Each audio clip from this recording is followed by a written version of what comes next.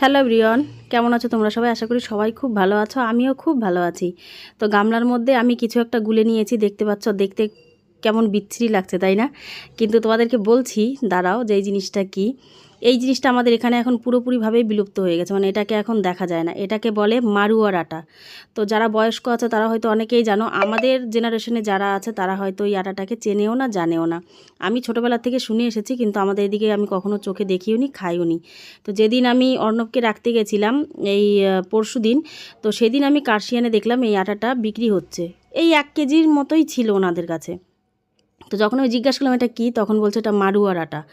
তখন সঙ্গে সঙ্গে আমি নিয়ে নিলাম। এমনি নর্মাল আটার থেকে অনেক গুণ প্রোটিন বেশি, আর শরীরের পক্ষে খুবই উপকার এই আটাটা। আর নর্মাল আটার থেকে এটার দামও অনেক বেশি। 150 টাকা নিয়েছে 1 কিলো আটার দাম। আর দেখো রুটিটা কেমন কালো হয়েছে, তো এটা দেখেই অনেকে খেতে চায় না। তো আমার এই ছোট্ট ভিডিওটা তোমাদের কেমন লাগলো অবশ্যই কমেন্ট করবে, ঠিক।